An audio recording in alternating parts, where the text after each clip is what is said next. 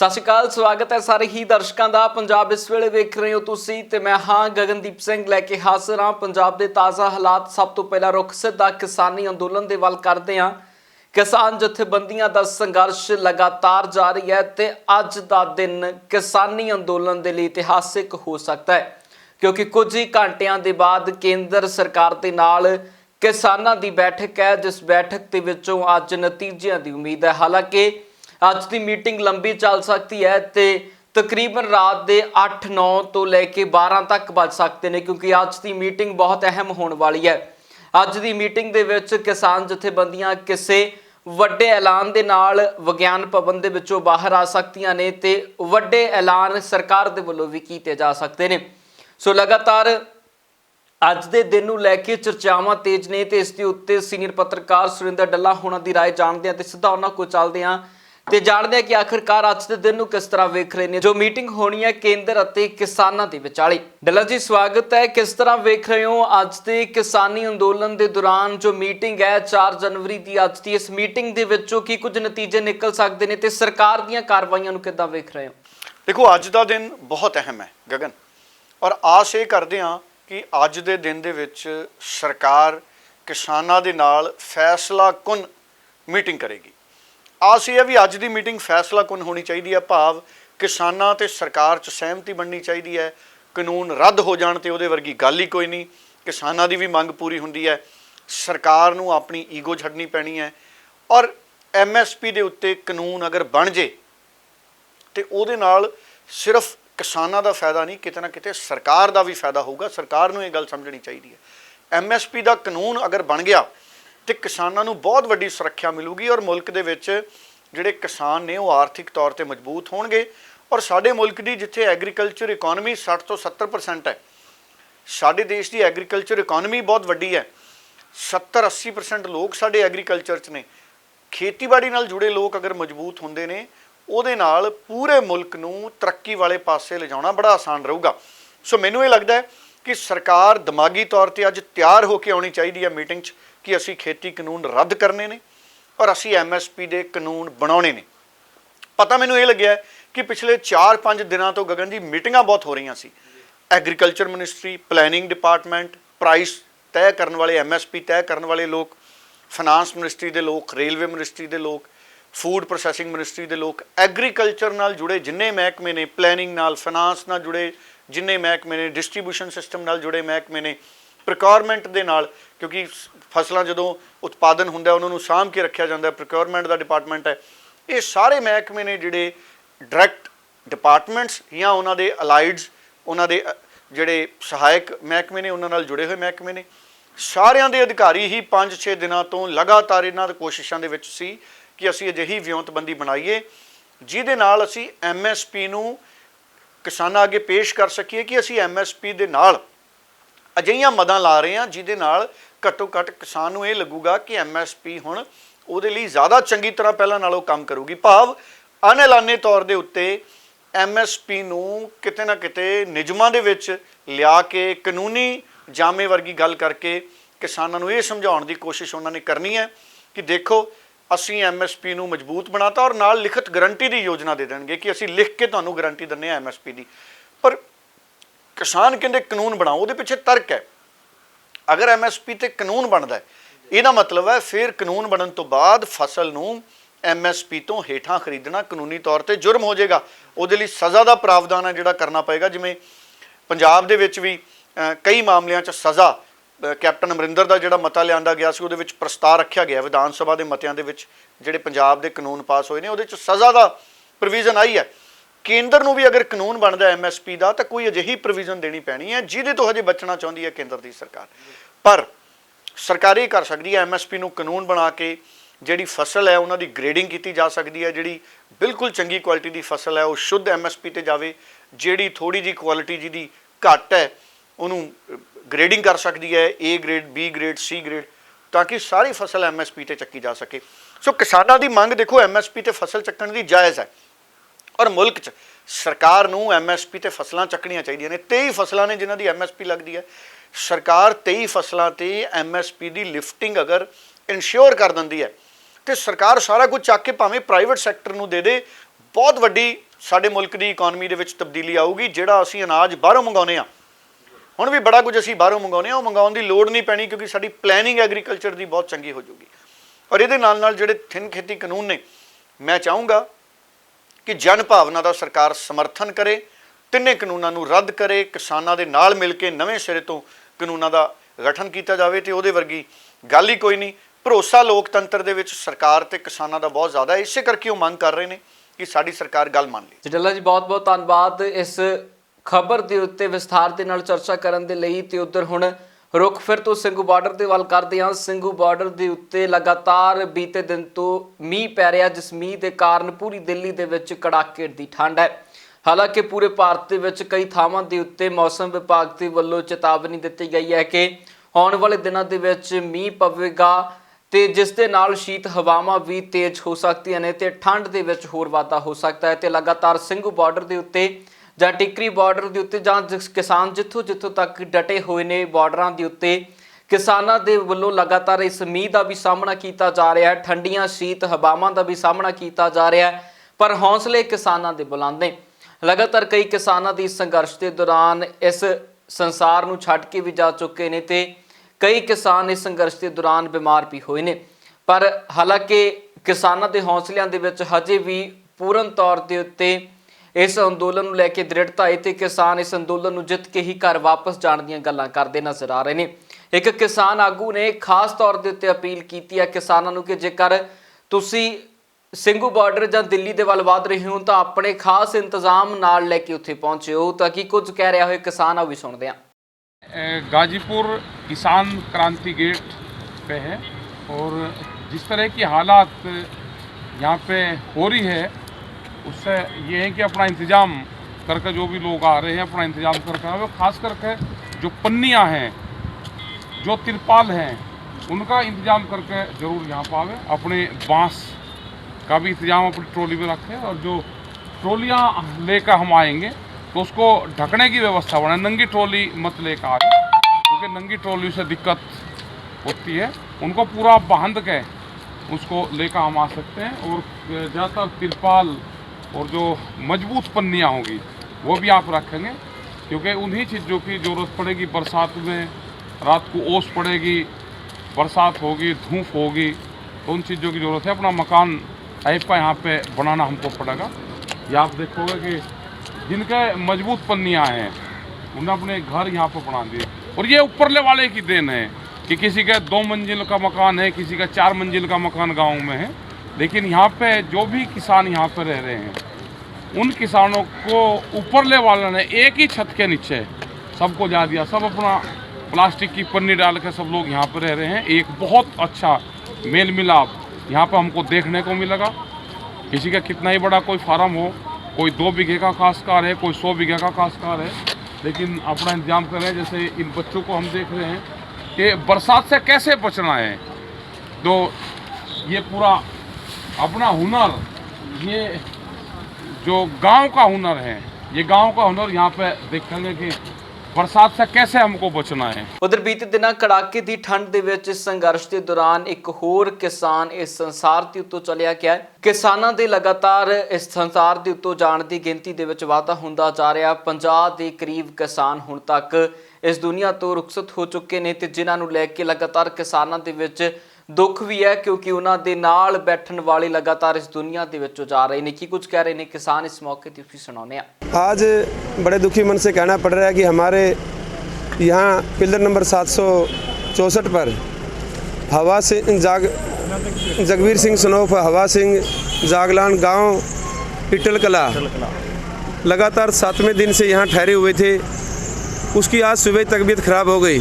हमारे को जो ही पता चला, हमने आकर के देखा तो उनकी तबीयत काफ़ी बिगड़ चुकी थी। एम्बुलेंस को बुलाया, एम्बुलेंस में बहादुरगढ़ सरकारी हॉस्पिटल में पहुंचाने का काम किया। हमारे को पता चला कि रास्ते में उनका शरीर पूरा हो चुका है। लेकिन सरकार को, केंद्र की सरकार को अब भी किसानों पर किसी तरह का कोई तरस नहीं आ रहा। वो अपनी आंख मूंदे हुए बैठी है। लगातार 39वें दिन में किसानों का आंदोलन पहुंच चुका है।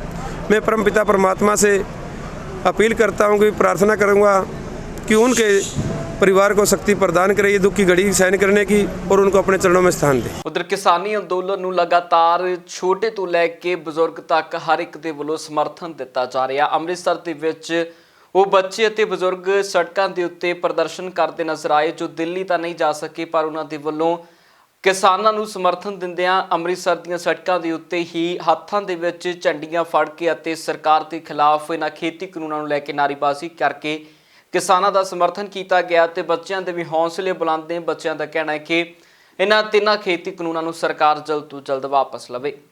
ਕਿ ਹਰ ਸ਼ਹਿਰ ਵਿੱਚ ਹਰ ਗਲੀ ਮੁਹੱਲੇ ਵਿੱਚ ਜਿਹੜਾ ਇਹੋ ਜਿਹੇ ਮਾਰਚ ਹੀ ਨਿਕਲਣਗੇ ਜਿਨ੍ਹਾਂ ਚਿਰ ਤੱਕ ਇਹ ਕਾਲੇ ਕਾਨੂੰਨ ਵਾਪਸ ਨਹੀਂ ਲੈਂਦਾ। ਬੱਚਿਆਂ ਨੇ ਵੀ ਵਿੱਚ ਸ਼ਿਰਕਤ ਕੀਤੀ ਕਿ ਕੀ ਕਹਿਣਾ ਚਾਹੋਗੇ ਬੱਚਿਆਂ ਵੱਲੋਂ ਸ਼ਿਰਕਤ ਕੀਤੀ? ਵੇਖੋ ਜੀ, ਬੱਚਿਆਂ ਦੀ ਬੜੀ ਵੱਡੀ ਇਹ ਸ਼ਮੂਲੀਅਤ ਆ ਇਸ ਕਾਲੇ ਕਾਨੂੰਨਾਂ ਨੂੰ ਰੱਦ ਕਰਾਉਣ ਦੇ ਵਿੱਚ, ਔਰ ਬੱਚਿਆਂ ਦੇ ਵਿੱਚ ਵੀ ਗੁਰੂ ਸਾਹਿਬ ਨੇ ਜਿਹੜੀ ਆ ਉਹ ਕਿਰਪਾ ਕੀਤੀ ਆ, ਔਰ ਬੱਚੇ ਖੁਦ ਹੀ ਇਸ ਪ੍ਰੋਟੈਕਟ ਨੂੰ ਬਹੁਤ ਜ਼ਿਆਦਾ ਮਤਲਬ ਅੱਗੇ ਲੈ ਕੇ ਜਾ ਰਹੇ ਆ।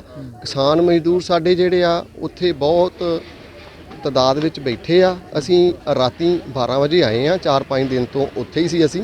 ਸਾਨੂੰ ਇਸ ਪ੍ਰੋਗਰਾਮ ਬਾਰੇ ਸਾਰਾ ਜਦੋਂ ਪਤਾ ਚੱਲਿਆ ਅਸੀਂ ਉੱਥੋਂ ਆਉਣਾ ਵਧੀਆ ਸਮਝਿਆ, ਕਿਉਂਕਿ ਬੱਚਿਆਂ ਦਾ ਪ੍ਰੋਗਰਾਮ ਸੀ, ਇਸ ਕਰਕੇ ਆਏ ਆ। ਔਰ ਫਿਰ ਉੱਥੇ ਜਾਣ ਦੀ ਤਿਆਰੀ ਵਿੱਚ ਆ ਔਰ ਵੱਡਾ ਕਾਫਲਾ ਲੈ ਕੇ ਫਿਰ ਪਹੁੰਚਾਂਗੇ। ਮੈਂ ਕਿਸਾਨਾਂ ਨੂੰ ਇਹੋ ਅਪੀਲ ਕਰਨਾ ਚਾਹੁੰਦਾ ਹਾਂ ਵੀ ਉਹਨਾਂ ਨੇ ਇਹ ਖੇਤੀ ਕਾਨੂੰਨ ਰੱਦ ਕਰਵਾ ਕੇ ਹਟੂਗੇ। ਮੋਦੀ ਨਾ ਉਹਨਾਂ ਨੂੰ ਮਜਬੂਰ ਕਰੇ, ਮੋਦੀ ਉਹਨਾਂ ਨੂੰ ਨਾ ਤੂੰ ਮਜਬੂਰ ਕਰ, ਕਿਉਂਕਿ ਉਹ ਇਹੋ ਜਿਹੇ ਨਹੀਂ ਆ ਵੀ ਧਰਨਾ ਲਾ ਕੇ ਤੇ ਵਾਪਸ ਚੱਲ ਜੂਗੇ। ਉਹ ਕਾਨੂੰਨ ਵਾਪਸ ਕਰਾ ਕੇ ਹਟੂਗੇ। ਇਹ ਮਾਰਚ ਅੱਜ ਇਸ ਲਈ ਕੱਢਿਆ ਜਾ ਰਿਹਾ ਕਿਉਂਕਿ ਸਭ ਨੂੰ ਪਤਾ ਹੈ ਕਿ ਕਿਸਾਨ ਇੰਨੇ ਚਿਰ ਤੋਂ ਦਿੱਲੀ ਦੇ ਬਾਰਡਰਾਂ ਤੇ ਟਿੱਕਰੀ ਬਾਰਡਰ ਹੋ ਗਿਆ, ਉਹਨਾਂ ਸਭ ਤੇ ਧਰਨੇ ਲਾ ਰਹੇ ਨੇ। ਉਹਨਾਂ ਨੇ ਇੰਨੀ ਵਾਰ ਸਰਕਾਰ ਨਾਲ ਫੇਸ ਟੂ ਫੇਸ ਗੱਲ ਕਰਨ ਦੀ ਕੋਸ਼ਿਸ਼ ਕੀਤੀ ਹੈ, ਤੁਹਾਨੂੰ ਪਤਾ ਇੰਨੀਆਂ ਮੀਟਿੰਗਸ ਰੱਖੀਆਂ ਗਈਆਂ ਨੇ, ਪਰ ਅੱਜ ਤੱਕ ਇਸ ਦਾ ਕੋਈ ਇਲਾਜ ਨਹੀਂ ਕੱਢਿਆ ਗਿਆ। ਸੋ ਅਸੀਂ ਯੂਥ ਚਾਹੁੰਦੇ ਹਾਂ ਕਿ ਇਸ ਦਾ ਫੈਸਲਾ ਅਸੀਂ ਉਹਨਾਂ ਨੂੰ ਦੱਸ ਸਕੀਏ ਕਿ ਸਾਡੀ ਯੂਥ ਜਿਹੜੀ ਆ ਪੰਜਾਬ ਦੀ ਉਹ ਨਸ਼ੇੜੀ ਨਹੀਂ ਹੈ। ਉਹ ਵੀ ਇਸ ਚੀਜ਼ ਨੂੰ ਸਮਝਦੀ ਹੈ ਕਿ ਇਹ ਕਾਨੂੰਨ ਸਾਡੇ ਬਿਲਕੁਲ ਹੀ ਅਗੇਂਸਟ ਨੇ ਤੇ ਅਸੀਂ ਇਹਨਾਂ ਨੂੰ ਰੱਦ ਕਰਾਉਣਾ ਚਾਹੁੰਦੇ ਹਾਂ। ਤੁਹਾਨੂੰ ਵੀ ਪਤਾ ਹੈ ਕਿ ਜਿਹੜਾ ਸਾਡਾ ਪੰਜਾਬ ਦਾ ਨੌਜਵਾਨ ਹੈ ਤੇ ਜਿਹੜੀ ਪੰਜਾਬ ਦਾ ਇਤਿਹਾਸ ਰਿਹਾ 500 ਸਾਲਾਂ, ਉਹ ਮੋਦੀ ਸਾਹਿਬ ਸ਼ਾਇਦ ਭੁੱਲ ਚੁੱਕੇ ਨੇ। ਉਹ ਇਤਿਹਾਸ ਤੁਹਾਨੂੰ ਵੀ ਪਤਾ ਹੈ ਕਿ ਸਾਰੇ ਜਿਹੜੇ ਕਿਸਾਨ ਨੇ ਜਾਂ ਸਾਡੇ ਜਿਹੜੇ ਸਿੰਘ ਨੇ ਉਹਨਾਂ ਦਾ ਸਭ ਤੋਂ ਜ਼ਿਆਦਾ ਯੋਗਦਾਨ ਰਿਹਾ ਹੈ ਕਿ ਉਹਨਾਂ ਨੇ ਸਭ ਜੰਗਾਂ ਜਿੱਤੀਆਂ ਨੇ ਜਾਂ ਕੁਰਬਾਨੀਆਂ ਦਿੱਤੀਆਂ ਨੇ। ਮੋਦੀ ਸਾਹਿਬ ਚਾਹੁੰਦੇ ਨੇ ਕਿ ਜਿਹੜੀ MSP ਆ ਉਹ ਲਾਗੂ ਨਾ ਹੋਵੇ। ਤੁਹਾਨੂੰ ਵੀ ਪਤਾ ਹੈ ਕਿ ਇਸ ਨਾਲ ਇਹ ਬਿਲਕੁਲ ਸਾਡੇ ਇਸ ਕਿਸਾਨ ਭਰਾਵਾਂ ਲਈ ਬਿਲਕੁਲ ਖਿਲਾਫ ਹੈ। ਉਧਰ ਪੰਜਾਬ ਦੇ ਸਿਹਤ ਮੰਤਰੀ ਬਲਵੀਰ ਸਿੰਘ ਸਿੱਧੂ ਦੇ ਵੱਲੋਂ ਮਹਾਮਾਰੀ ਦੇ ਲਈ ਆਈ ਵੈਕਸੀਨ ਨੂੰ ਲੈ ਕੇ ਖਾਸ ਪ੍ਰੈਸ ਵਾਰਤਾ ਕੀਤੀ ਗਈ, ਜਿਸ ਪ੍ਰੈਸ ਵਾਰਤਾ ਦੇ ਵਿੱਚ ਇਹਨਾਂ ਮਹਾਮਾਰੀ ਦੀ ਵੈਕਸੀਨ ਅਤੇ ਮਹਾਮਾਰੀ ਦੇ ਇਲਾਜ ਨੂੰ ਲੈ ਕੇ ਆਉਣ ਵਾਲੇ ਅਗਲੇ ਪੰਜਾਬ ਸਰਕਾਰ ਦੇ ਪ੍ਰੋਗਰਾਮਾਂ ਦੇ ਬਾਰੇ ਵਿਸਥਾਰ ਦੇ ਨਾਲ ਚਰਚਾ ਕੀਤੀ ਹੈ। ਔਰ ਜਿਉਂ ਸਾਡੇ ਕੋਲ ਜਿਸ ਤਰ੍ਹਾਂ ਹੁਸਨਲਾਲ ਜੀ ਨੇ ਕਿਹਾ ਡੋਜ਼ ਸਾਡੇ ਕੋਲ ਆਈ ਜਾਏਗੀ, ਸਾਡੇ ਕੋਲ ਪ੍ਰਬੰਧ ਪੂਰੇ ਇੰਤਜ਼ਾਮ ਕੀਤੇ ਹੋਏ ਨੇ। ਜੇ ਸਾਨੂੰ 10 ਲੱਖ ਮਿਲਦਾ 10 ਲੱਖ ਦਾ ਪ੍ਰਬੰਧ ਸਾਡੇ ਕੋਲ ਇੱਕ ਦਿਨ ਦਾ ਹੈਗਾ। ਇਹਦੇ ਆਮ ਲੋਕਾਂ ਨੂੰ ਜਿਹੜੀ ਲਾਉਣੀ ਹੈ ਉਹਦੀ ਕੀਮਤ ਦੇਣੀ ਪਊਗੀ ਕਿ ਫ੍ਰੀ ਹੋਊਗੀ? ਨਹੀਂ ਦੇਖੋ, ਇਹ ਅਸੀਂ ਪਹਿਲੀ ਗੱਲ ਤਾਂ ਕੱਲ ਸੈਂਟਰ ਦੇ ਵਜ਼ੀਰ ਦੇ ਪਤਾ ਨਹੀਂ ਥੋੜਾ ਬਹੁਤਾ ਕੋਈ ਨੂੰ ਫਰਕ ਪਿਆ ਕਿ ਕੱਲ ਸਵੇਰੇ ਉਹਨਾਂ ਨੇ ਟੋਟਲ ਫ੍ਰੀ ਆਫ ਕਾਸਟ ਕਿਹਾ ਸੀਗਾ, ਪਰ ਸਾਡੀ ਸਰਕਾਰ ਨੇ ਹੁਣ ਤੱਕ ਜਿੰਨਾ ਇਲਾਜ ਕੀਤਾ ਹੈ ਫ੍ਰੀ ਆਫ ਕਾਸਟ ਕੀਤਾ ਹੈ, ਜੋ ਸਾਡੇ ਗਵਰਨਮੈਂਟ ਫੈਸਿਲਿਟੀ ਦੇ ਉੱਤੇ ਹੋਇਆ ਹੈ। ਤੇ ਇਹ ਮੇਰੇ ਖਿਆਲ 'ਚ ਪ੍ਰਮਾਤਮਾ ਸੁੱਖ ਰੱਖੇ ਸਾਰਿਆਂ ਨੂੰ। ਅਸੀਂ ਜਿਹੜੇ ਬੰਦੇ ਨਹੀਂ ਅਫੋਰਡ ਕਰ ਸਕਦੇ ਜਾਂ ਜਿਹੜੇ ਸਾਡੇ ਕੋਲ ਆਲਰੇਡੀ ਰਜਿਸਟਰਡ ਨੇ, ਉਹਨੂੰ ਸਾਰਾ ਅਸੀਂ ਫ੍ਰੀ ਲਾਵਾਂਗੇ। ਨਹੀਂ, ਕੋਈ ਐਦਾਂ ਦੀ ਗੱਲ ਨਹੀਂ। ਇਹ ਤਾਂ ਬੜਾ ਦੱਸੋ, ਸ਼ਾਇਦ ਤੁਸੀਂ ਜਦੋਂ ਪੋਲੀਓ ਦੀ ਮੈਡੀਸਨ ਆਈ ਸੀ ਉਦੋਂ ਕੋਈ ਥੋੜਾ ਰਿਸਕ ਹੋਇਆ ਸੀ, ਕੋਈ ਪ੍ਰੋਬਲਮ ਆਈ ਸੀ, ਲੇਕਿਨ ਹੁਣ ਇਸ ਵੇਲੇ ਇਹ ਪੂਰੇ ਐਕਸਪੈਰੀਮੈਂਟ ਤੋਂ ਬਾਅਦ ਜਿਹੜੀ ਇੰਸਟੀਚਿਊਟ ਤੋਂ ਮੈਡੀਸਨ ਪਾਸ ਹੋ ਕੇ ਆ ਰਹੀ ਹੈ, ਉਹਦਾ ਤਜਰਬਾ ਬਹੁਤ ਅੱਜ ਤੱਕ ਸਾਰੇ ਸਫਲ ਰਹੇ ਨੇ। ਪ੍ਰਮਾਤਮਾ ਕਰੇ ਸਾਰਾ ਠੀਕ ਠਾਕ। ਨਹੀਂ, ਸੈਕੰਡ ਫੇਸ ਨੇ ਹੁਸਨਲਾਲ ਜੀ ਨੇ ਸਾਰੇ ਫੇਸਾਂ ਦੀ ਗੱਲ ਕਰਤੀ ਹੈਗੀ ਆ। ਇਹ ਕੈਟਾਗਰੀ ਵਾਈਜ਼ ਹੋਏਗਾ। ਦੇਖੋ, ਇੱਕ ਬੰਦਾ ਤਾਂ ਬਹੁਤ ਜ਼ਿਆਦਾ ਬਿਮਾਰ ਆ, ਹੁਣ ਉਹਨੂੰ ਆਪਰੇਸ਼ਨ ਦੀ ਲੋੜ ਆ। ਇੱਕ ਬੰਦਾ 2 ਮਹੀਨੇ 3 ਮਹੀਨੇ ਹਾਲੇ ਜਾਂ 4 ਮਹੀਨੇ ਜ਼ਰੂਰਤ ਜਾਂ ਬਿਲਕੁਲ ਨਿਰੋਗ ਹੈਗਾ, ਉਹਨੂੰ ਅਸੀਂ ਜਿਵੇਂ ਜੰਗ ਬਲੱਡ ਹੈਗਾ ਉਹਨੂੰ ਅਸੀਂ ਸਭ ਤੋਂ ਲਾਸਟ ਲੈ ਸਕਦੇ ਹਾਂ। ਜਿਹੜੇ 50 ਸਾਲ ਤੋਂ ਉੱਪਰ ਵਾਲੇ ਨੇ, ਜਿਹੜੇ ਜ਼ਿਆਦਾ ਰਿਸਕ ਵਾਲੇ ਨੇ, ਉਹਨਾਂ ਨੂੰ ਪਹਿਲਾਂ ਕਵਰ ਕਰਾਂਗੇ। ਸਿੱਧੂ ਸਾਹਿਬ, ਜਿੱਥੇ ਵੈਕਸੀਨ ਰੱਖੀ ਜਾਣੀ ਹੈ ਜੀ ਉਸ ਜਗ੍ਹਾ ਤੇ ਹਾਲੇ ਤੱਕ ਕੋਈ ਸਿਕਿਉਰਿਟੀ ਦਾ ਅਰੇਂਜਮੈਂਟ ਨਹੀਂ ਔਰ ਨਾ ਹੀ ਕੋਈ CCTV ਕੈਮਰਾ ਉੱਥੇ ਲਗਾਏ ਗਏ ਨੇ। ਚੰਡੀਗੜ੍ਹ ਦੇ ਵੈਕਸੀਨ ਸੈਂਟਰ ਦੀ ਮੈਂ ਗੱਲ ਕਰ ਰਿਹਾ। ਮੈਂ ਤੁਹਾਨੂੰ ਦੱਸਣਾ ਚਾਹੁੰਦਾ ਹਾਂ ਕਿ ਵੀ ਬਕਾਇਦਾ ਇਹਦੇ 'ਚ ਤੁਸੀਂ ਚਿੰਤਾ ਨਾ ਕਰੋ, ਜਦੋਂ ਵੈਕਸੀਨ ਆਏਗੀ ਸਿਕਿਉਰਿਟੀ ਦਾ ਪੂਰਾ ਇੰਤਜ਼ਾਮ ਹੋਏਗਾ, ਕੋਈ ਪ੍ਰੋਬਲਮ ਨਹੀਂ। ਬਕਾਇਦਾ ਵਿਦ ਡਿਊ ਰਿਸਪੈਕਟ ਸਾਰੀ ਪੂਰੀ ਸੇਫਟੀ ਦੇ ਨਾਲ ਅੱਗੇ ਡਿਸਟ੍ਰੀਬਿਊਟ ਕੀਤੀ ਜਾਏ। ਉਧਰ ਕਾਂਗਰਸ ਦੇ ਵੱਲੋਂ ਵੀ ਚੰਡੀਗੜ੍ਹ ਦੇ ਵਿੱਚ ਪ੍ਰਦਰਸ਼ਨ ਕੀਤਾ ਗਿਆ, ਜਿਸ ਦਰਮਿਆਨ ਪ੍ਰਦਰਸ਼ਨ ਕਰਦਿਆਂ ਉਹਨਾਂ ਮਹਿੰਗਾਈ ਨੂੰ ਲੈ ਕੇ ਭਾਜਪਾ ਦੇ ਖਿਲਾਫ ਪ੍ਰਦਰਸ਼ਨ ਕੀਤਾ ਹੈ। ਕਾਂਗਰਸੀ ਆਗੂਆਂ ਦੇ ਵੱਲੋਂ ਇਸ ਮੌਕੇ ਦੇ ਉੱਤੇ थालियां खड़काईਆਂ गईयां ਅਤੇ सरकार के खिलाफ नारेबाजी की गई है। देखिए, मैं एक बात आपको बड़ा स्पष्ट कर देना चाहती हूँ कि मोदी जी का ये कहना, सरकार का, बीजेपी का ये कहना कि हम विकास की ओर हैं, वाकई विकास हो रहा है। विकास क्या हो रहा है? हमारी पॉकेटें खाली हो रही हैं, लोगों की पॉकेटों को भरा जा रहा है। आप दवाई की बात कर रहे हो भैया, मुझे ये बताइए, प्याज, आलू, टमाटर, गैस, डीज़ल, पेट्रोल, बच्चों की पढ़ाई, बच्चों की फ़ीस, और आज जो दवाई का आप 60% का इंक्रीज़ बता रहे हैं, ये एक प्रलोभन लोगों को दिया जाता है कि कोविड की दवाई जो है वो 30 लाख लोगों को फ्री दी जाएगी, टीकाकरण होगा। लेकिन बाकी के जो 30 लाख छोड़ के जो दूसरे इतने करोड़ लोग हैं वो कहाँ जाएंगे? उनके लिए फ़ीस लगेगी। अगर एक क्रोसिन का पत्ता इतना महंगा हो गया या डिस्प्रिन का पत्ता इतना महंगा हो गया, वो आज कोविड के चलते। क्रोसिन एक ऐसी चीज़ थी जिसने सब लोगों ने खाई, छोटे से छोटे ने खाई, बड़े से बड़े ने खाई।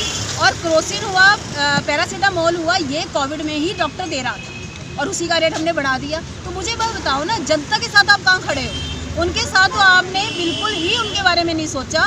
किसी भी चीज़ के लिए आप ले लें, सब लोग त्राहीमाम हैं। वो इसीलिए हैं कि आप इस चीज़ का नजायज़ फ़ायदा उठा रहे हैं। व्यक्ति कोविड में ख़त्म होता जा रहा है, इकोनॉमिकली गिरता जा रहा है, लेकिन आप उसकी इतनी कीमतें बढ़ा दी जा रही हैं सिर्फ कुछ लोगों को, अपने आप को ये दिखाने के लिए कि मैं आपके लिए कुछ कर रहा हूँ। आपके माध्यम से मैं ये भी कहना चाहूँगी कि किसान आंदोलन इतने दिनों से चल रहा है भैया, हर व्यक्ति उनके साथ है। मैं मोदी जी से आपके थ्रू प्रश्न पूछना चाहती हूँ कि मोदी जी, आप मुझे इस बात का प्रश्न का आंसर दे दें। मैं एक नागरिक हूँ, भारत की सिटीज़न हूँ, टैक्स देती हूँ, सब कुछ करती हूँ, कि आप हैदराबाद तक जा सकते हैं 3000 किलोमीटर, क्या आप 3 किलोमीटर आके उन किसानों की बात नहीं सुन सकते? ਉਧਰ ਲਗਾਤਾਰ ਦੇਸ਼ ਦੇ ਕਈ ਹਿੱਸਿਆਂ ਦੇ ਵਿੱਚ ਵੱਖ-ਵੱਖ ਸਮੇਂ ਦੇ ਉੱਤੇ ਤੇਜ਼ ਮੀਂਹ ਪੈ ਰਿਹਾ, ਜਿਸ ਦੇ ਚੱਲਦਿਆਂ ਠੰਡ ਵੱਧਦੀ ਜਾ ਰਹੀ ਹੈ ਤੇ ਆਮ ਲੋਕਾਂ ਨੂੰ ਵੀ ਮੁਸ਼ਕਲਾਂ ਦਾ ਸਾਹਮਣਾ ਕਰਨਾ ਪੈ ਰਿਹਾ ਹੈ। ਉਧਰ ਮੌਸਮ ਵਿਭਾਗ ਦੇ ਵੱਲੋਂ ਲੋਕਾਂ ਨੂੰ ਘਰਾਂ ਦੇ ਵਿੱਚ ਰਹਿਣ ਦੀ ਅਪੀਲ ਕੀਤੀ ਜਾ ਰਹੀ ਹੈ ਤੇ ਕਿਹਾ ਜਾ ਰਿਹਾ ਹੈ ਕਿ ਇਸ ਕੜਾਕੇ ਦੀ ਠੰਡ ਦੇ ਵਿੱਚ ਜ਼ਰੂਰਤ ਸਮੇਂ ਹੀ ਬਾਹਰ ਨਿਕਲਿਆ ਜਾਵੇ, ਨਹੀਂ ਤਾਂ ਘਰਾਂ ਦੇ ਵਿੱਚ ਹੀ ਰਿਹਾ ਜਾਵੇ, ਕਿਉਂਕਿ ਠੰਡ ਦੇ ਵਿੱਚ ਲਗਾਤਾਰ ਵਾਧਾ ਹੋ ਰਿਹਾ ਤੇ ਆਉਣ ਵਾਲੇ ਦਿਨਾਂ ਦੇ ਵਿੱਚ ਜੇਕਰ ਹੋਰ ਮੀਂਹ ਪੈਂਦਾ ਹੈ ਤਾਂ ਸੀਤ ਹਵਾਵਾਂ ਦੇ ਵਿੱਚ ਵੀ ਵਾਧਾ ਹੋ ਸਕਦਾ ਹੈ। ये हो गया करीब 5-6 बजे से चल रही है बारिश। अच्छा, हाँ जी। और ये रास्ता कहाँ से कहाँ तक जाता है? ये बसंत कुंज वाला एयरपोर्ट वाला रास्ता है। अच्छा, बस एयरपोर्ट से बसंत कुंज जाता है। हाँ जी। लेकिन क्या कहेंगे, साफ सफाई नहीं होती है, इस वजह से वाटर लॉगिंग हो गई? हो सकता है,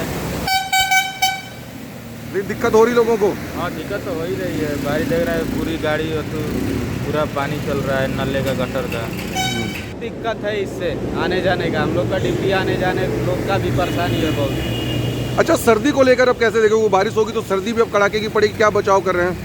ये बचाव तो बहुत कुछ भी ना हो पाएंगे क्योंकि सर्दी बहुत लग रही है यहाँ दिल्ली में। बारिश के बाद और मौसम बदल गया और टेम्परेचर हो गया। ਦਿੱਲੀ ਦੀਆਂ ਵਰੂਹਾਂ ਦੇ ਉੱਤੇ ਤਾਂ ਕਿਸਾਨ ਡਟੇ ਹੋਏ ਨੇ, ਪਰ ਇਸ ਡਟੇ ਹੋਏ ਕਿਸਾਨਾਂ ਦੇ ਸਮੂਹ ਦੇ ਵਿੱਚ ਬੱਚੇ ਵੀ ਨੇ, ਬਜ਼ੁਰਗ ਵੀ ਨੇ ਤੇ ਔਰਤਾਂ ਵੀ ਨੇ, ਜਿਸ ਦੇ ਵਿੱਚ ਕਿਸਾਨਾਂ ਨੂੰ ਕਾਫੀ ਤਰ੍ਹਾਂ ਦੀਆਂ ਮੁਸ਼ਕਲਾਂ ਦਾ ਸਾਹਮਣਾ ਕਰਨਾ ਪੈ ਰਿਹਾ ਹੈ। ਬੀਤੇ ਦਿਨਾਂ ਤੋਂ ਜਦੋਂ ਤੋਂ ਕਿਸਾਨ 37 ਦਿਨ ਹੋ ਗਏ ਨੇ ਦਿੱਲੀ ਦੀਆਂ ਵਰੂਹਾਂ ਦੇ ਉੱਤੇ ਡਟੇ ਹੋਏ ਨੇ, ਹੁਣ ਤੱਕ 50 ਦੇ ਕਰੀਬ ਕਿਸਾਨ ਇਸ ਦੁਨੀਆ ਤੋਂ ਜਾ ਚੁੱਕੇ ਨੇ, ਜਿਨ੍ਹਾਂ ਨੂੰ ਲੈ ਕੇ ਲਗਾਤਾਰ ਕਿਸਾਨ ਜਥੇਬੰਦੀਆਂ ਦੇ ਆਗੂ ਵੀ ਚਿੰਤਤ ਨੇ ਤੇ ਉਹਨਾਂ ਆਗੂਆਂ ਦਾ ਕਹਿਣਾ ਹੈ ਕਿ ਇਹਨਾਂ ਕਿਸਾਨਾਂ ਨੂੰ ਸ਼ਹੀਦਾਂ ਦਾ ਦਰਜਾ ਸਰਕਾਰ ਦੇਵੇ ਜਾਂ ਨਾ ਦੇਵੇ, ਉਹਨਾਂ ਦੇ ਵੱਲੋਂ ਜ਼ਰੂਰ ਦਿੱਤਾ ਜਾਵੇਗਾ। ਉਧਰ ਬੀਤੇ ਦਿਨੀ ਕਿਸਾਨੀ ਸੰਘਰਸ਼ ਦੇ ਵਿੱਚ ਕਿਸਾਨ ਹਮਾਇਤ ਦੇ ਵਿੱਚ ਆਪਣੀ ਜਾਨ ਗਵਾਉਣ ਵਾਲੇ ਵਕੀਲ ਨੂੰ ਪੰਜਾਬ ਸਰਕਾਰ ਦੇ ਵੱਲੋਂ ਮਾਲੀ ਸਹਾਇਤਾ ਦਿੱਤੀ ਗਈ ਹੈ। ਬੀਤੇ ਦਿਨੀ ਉਹਨਾਂ ਦਾ ਸੰਸਕਾਰ ਉਹਨਾਂ ਦੇ ਜੱਦੀ ਪਿੰਡ ਦੇ ਵਿੱਚ ਕੀਤਾ ਗਿਆ, ਜਿੱਥੇ ਪੰਜਾਬ ਸਰਕਾਰ ਦੇ ਵੱਲੋਂ ਉਹਨਾਂ ਦੇ ਵਿਧਾਇਕ ਪਹੁੰਚੇ ਤੇ ਉਹਨਾਂ ਨੇ ਇਸ ਮੌਕੇ ਦੇ ਉੱਤੇ ਵਿੱਤੀ ਸਹਾਇਤਾ ਕਰਕੇ ਪਰਿਵਾਰ ਨੂੰ ਹੌਸਲਾ ਦਿੱਤਾ ਹੈ। जी अज मैं कल भी जाके आया, 2 दिन पहला भी जाके आया और अज उन्होंने भोग ते मैं उत्थे शामिल होया और मैं समझदा कि उन्होंने शहादत दी है एक किसानी नूं बचाउण लई, साडे बच्चों का भविख बचाउण लई। सारा जलालाबाद उन्हां दे नाल है, सारा फाजिलका हिंदुस्तान दे किसान उन्हां दे नाल है। अज असीं सरकार वालों उन्हां नूं 5 ਲੱਖ ਰੁਪਏ ਦੀ ਮਾਲੀ ਸਹਾਇਤਾ ਵੀ ਦਿੱਤੀ ਹੈ ਔਰ ਜਦੋਂ ਉਹਨਾਂ ਦਾ ਬੇਟਾ ਗ੍ਰੈਜੂਏਟ ਹੋ ਜਾਊਗਾ ਉਹਨੂੰ ਸਰਕਾਰੀ ਜੌਬ ਵੀ ਅਸੀਂ ਜ਼ਰੂਰ ਦਿਵਾਵਾਂਗੇ। ਔਰ ਇੱਕ ਅਪੀਲ ਕਰਦਾ ਮੈਂ ਸਾਰੇ ਕਿਸਾਨ ਵੀਰਾਂ ਨੂੰ ਜਿਹੜੇ ਭਾਸ਼ਣ ਵੀ ਦਿੰਦੇ ਆ, ਬੋਲਦੇ ਵੀ ਆ ਔਰ ਸਾਨੂੰ ਗਾਈਡ ਵੀ ਕਰਦੇ ਆ, ਉਹ ਇਹ ਗੱਲ ਜ਼ਰੂਰ ਕਰਨ ਕਿ ਇਸ ਤਰ੍ਹਾਂ ਦੀ ਗੱਲ ਨਾਲ ਪਿੱਛੋਂ ਪਰਿਵਾਰ ਨੂੰ ਬਹੁਤ ਕੁਝ ਸਹਿਣਾ ਪੈਂਦਾ ਹੈ। ਸੋਚ ਸਮਝ ਕੇ ਆਪਾਂ ਨੂੰ ਕਦਮ ਚੱਕਣੇ ਚਾਹੀਦੇ ਹੈ। ਲੜਾਈ ਬਹੁਤ ਤਗੜੀ ਹੈ, ਇਹ ਗੱਲ ਠੀਕ ਹੈ। ਤਗੜੇ ਹੋ ਕੇ ਆਪਾਂ ਨੂੰ ਖੁੱਲੇ ਦਿਲ ਨਾਲ, आज़ाद दिल नाल लड़नी पड़ेगी। नहीं, इतना जल्दी 4 तारीख को मीटिंग होगी, फिर 5 और 6 का प्रोग्राम अनाउंस कर दे, रात को यहाँ से जाएंगे बगैर डिस्कस, ऐसे नहीं होता। प्रोग्राम पहले से तय होते हैं। हमने डिस्कस करके 15 दिन का पूरे जितने प्रोग्राम हैं वो अनाउंस कर दिए, 26 जनवरी का अनाउंस कर दिया। अगर सरकार 4 तारीख को हमारी मांगे मान लेगी तो हम सरकार को धन्यवाद दे के वापस चले जाएंगे। मुझे लगता है कि इसका फैसला सरकार को करना है, जितना जल्द कर सके उतना अच्छा होगा। इतनी ठंड है, इतनी मुसीबत में किसान बैठे हैं, मैं तो समझता हूँ पत्थर पिघल जाए इसे देख के। सरकार कब पिघलेगी मैं उसका इंतजार कर रहा हूँ। ये हमने कहा था, उम्मीद है, नहीं तो सरकार, नहीं तो देश ये दर्जा देगा। पंजाब इस वेले दे विच फिलहाल ते लिए नहीं, फिर मुड़ हाजिर हुने आ नवीं ते ताज़ा अपडेट्स दे नाल। तद तक ਲਈ ਮੈਨੂੰ ਦਿਓ इजाजत। बहुत बहुत धन्यवाद।